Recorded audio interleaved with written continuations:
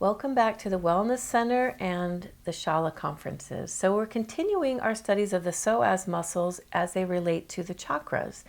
And last week was on the lower part of our hip flexor, and this week is going to be on the iliacus, which is where our lower and upper hip flexors, our psoas muscle, actually connects to the hip. And so, as you can imagine, the chakra we're going to study this week is the second chakra. And I am using again this beautiful book that I've used for many, many years for my own studies and practices, but also in my teachings, Anatomy of the Spirit. And so we've all remember where we were at last week with this. So if we're moving up a little bit higher into the next energy center, which is literally runs parallel with this iliacus region, is a very powerful, very, very powerful chakra. We're going to talk about what is related to this region. Sexual organs, obvious, and we talked about that a little bit as we become more vulnerable and let things go. This region of our body opens and releases a lot of stuck energy and stiff energy. Our large intestines, our lower vertebrae, pelvis, appendix, bladder, and of course, last but not least, your hip area here. So again, remember, here in the West, we don't normally sit like this, although I have for years. But normally we sit in our chairs with our feet down, and we're in this pattern of how our hips are held. And if you think of it, the hips are closed. And just by me sitting in some half lotus position, you can see how already I'm spreading my hips wide and open is a nice orange zone. I keep coming back to these themes for us as we're moving into an area outside of my normal patterns and how I hold my body. So as we relate this physical part of my hip flexors to my second chakra, the mental and emotional issues that Carolyn reviews from all her years of working with people is blame and guilt, get jammed up here emotionally, money and sex, not sure why they're on the same line, maybe I am, power and control, creativity is here.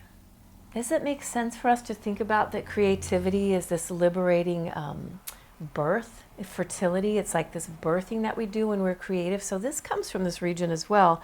Ethics and honor in relationships. So if I want to describe this to you in my own Diana terms, if we go from tribe in the first chakra and I start to do a little bit of individuating, I come out of that now. My family has raised me. I've gone to school. I have this bigger culture that's mine. But now I become more of like me. Who am I? How am I different from my family? How am I different from the other kids at school in my tribe? What makes me unique? And it becomes, when you read the different things that Carolyn listed for emotional issues, one of the ways you can think about it, it is your relationships.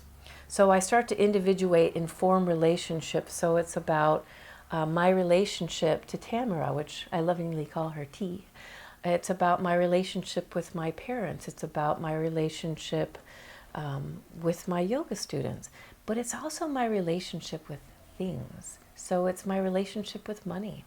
How do I feel about money as it's very personal to me? How do I feel about situations that maybe I feel like I've got to control this? I've got to get a certain amount of people to really like Ashtanga yoga and like my teaching style. And if I'm trying too hard to control this, then it becomes one of those things that is stuck. Especially if I'm in patterns, in relationships with people, in relationships with money, in relationship with controlling things. These things get held in this region of our hips and feel stuck. And as my teacher Tim Miller used to say, it's an area that can be very dense.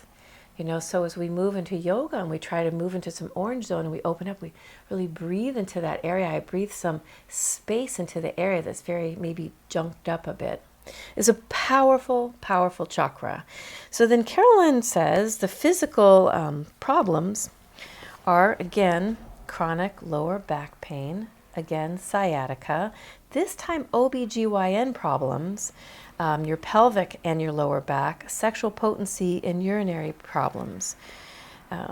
And again, I want to come back to studying this region in yoga is fundamental, because I've been teaching yoga for so many years, and if I could have a quarter for every time a student said to me, how do I open my hips up? My hips are so tight, my hips are so jammed up. And it's always that thinking of like, well, it takes a little time, it takes a little practice, but it literally takes us opening our bodies in ways that it doesn't get to open throughout the days, reaching and extending through here, and breathing into this area. And again, I come back to 2 weeks ago talking about not just up dog and how this hip region gets stretched in up dog, but the grand finale being back bends. I mean, back bends are like nothing else in our life. When you think about if I'm slightly living my life this way, I'm a little bit rounded forward and I'm sitting in my patterns, I'm closed in my chairs, my hips are closed. Now I do back bends and now my body is here. Where else in my life am I completely open from the front of my body and it's like in the fullest extent I can bring it, moving opposite from here to moving in that opposite position. And if we look back over our past studies, we know that that is the fullest, most expansive way I can release my emotions as well. My groin area is exposed, my sexual organs are exposed, my hips open wide where we think of again birthing and creation, and I move into this belly area that we protect a lot too. We have a lot of issues around like how we protect our gut and our belly, and then we move into this higher region, which we're going to study a little more even next week once I start lengthening this out. Now in back bends, my heart is wide as it can be, my head is dropped back, and my throat is stretched. That is one of the greatest ways that we can release the things that get jammed up emotionally in this region as well. Again, without any thinking through it, without any like, I'm going to do my back bend today, I'm going to let go of my issues around money. But instead, I come to back bend and I open and I open and I open and I breathe and I breathe and I breathe. And like TRE exercises and meditation, this is like a natural, beautiful way the body has, and your mind and your whole system body has, of releasing things. We were meant to release things. We are our healthiest self when we, again, I want to say this every week, we are our healthiest self when we worry a little bit, when we stress a little bit, when we're angry about something that hurt us, when we're fearful of something that might happen. We come back to that first story about the car accident, where someone's almost in a car accident and they're really, really mad about it. The problem is really, really mad was good and really, really scared, that was scary, is great. The problem is road rage, where you hold on to it and you make it worse and you make it worse, you make it worse. So our yoga is such a great opportunity for us to come and just practice breathing and opening up in a way that allows us to, in our daily lives, be able to come back to that place that we feel in yoga, that we can return whenever we need it.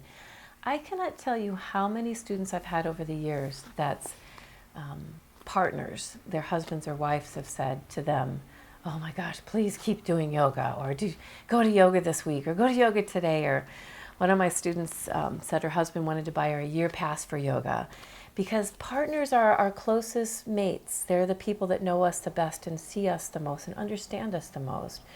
And maybe we're hardest on them as well sometimes too, but they can see, our very closest partners can see how yoga not only makes us more flexible and strong, but really makes us more calm and loving people when we breathe into these poses this way. So one of the things I wanted to share with all of you this week is that sometimes in our culture, I feel like we spend a lot of time looking at the external. Maybe even in Ashtanga, you can say, oh, I have Ashtanga arms, or I have a strong Ashtanga body. And we put too much attention on that. We put too much attention on going to the gym and getting like is it a 6-pack or 8-pack? 6-pack, thank you. Little bonus 8-pack if you really work out hard. And you know, and of course there's things like we care how we look, but the truth of it is, if we were to, and I know Liz Koch says this a lot, I really learned this from her, is for us to be really totally vibrant and healthy, we need all of our systems to work well. We need to be able to detox. We need to be able to sweat. We need our lymphatic system working well. All these things I consider sort of the invisible, including the hip flexor muscles, because they sit so deep and inside. I might even think of stress would cause a heart attack. Stress will cause an ulcer. Stress will cause knots in my neck. But I don't think of stress residing in my hip flexor muscles or in my hips. And so I really feel like one of the things that's important is that we, in our yoga practice and in our lives, really we pull this through into life, that we start to focus on the things that we cannot see, and that those become a great priority to us as well, that we work on these internal physical body, but that we're always as well working on our emotional and our spiritual body in order to be healthy. And that is one of the things that Pacific Ashtanga Yoga Shala is very committed to. I don't just sit in front of you and talk about yoga poses, because I know that's such a small bit of what we're about. So I'll finish with this quote by Rumi. We had it a few weeks ago as well. I love it so much. He says, "Work in the invisible at least as hard as you work in the invisible." And that will be always to you a great benefit in life. So as always, I just want to finish by saying, please take this teaching today. Please take your yoga practice out of your yoga room, off your mats, and take them into the moments of your life. Namaste.